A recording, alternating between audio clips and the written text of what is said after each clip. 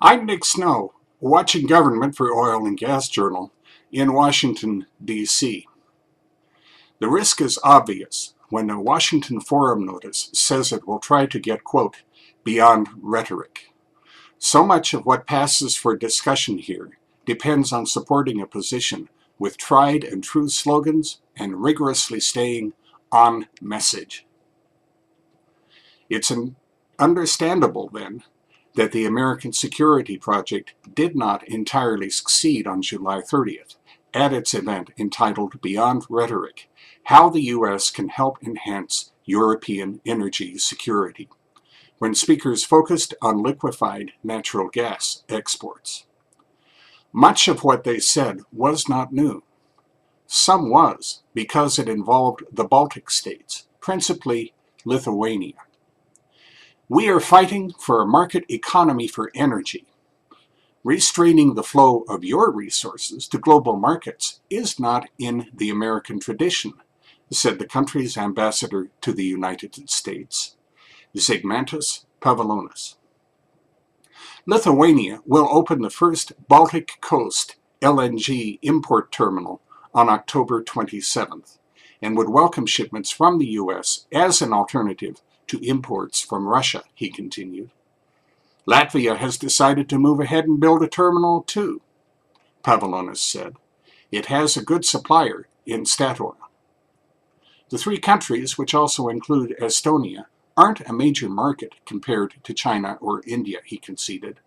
Their projected 3 billion cubic meters per year of demand is relatively small, but the economics for U.S. suppliers are favorable. The most expensive contract to ship LNG from Louisiana would be 2/3 of what we pay Russia, Pavlonis said. Merely saying we're building an LNG import terminal made Gazprom lower its prices. We could use a visionary statement from the U.S. Much more is involved, two other speakers argued. The U.S. government's longtime support for constructing a southern natural gas pipeline from the Caspian Sea to European markets clearly helped, according to Robin Dunnigan, acting Deputy Secretary for Energy Diplomacy in the U.S. Department of State's Bureau of Energy Resources. The domestic shale boom could make the U.S. a net gas exporter in 2 years, she said. LNG export installations not only need to secure a wide range of government permits, but also are expensive and have to be financed, added Charles D. McConnell, Executive Director of the Rice University Energy and Environment Initiative. The rest of the world faces clear and present dangers too, he said. We're sort of pushing things along, but not telling our friends what we have in mind.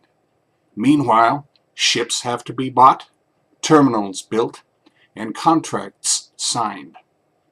This all takes time, the panelists agreed.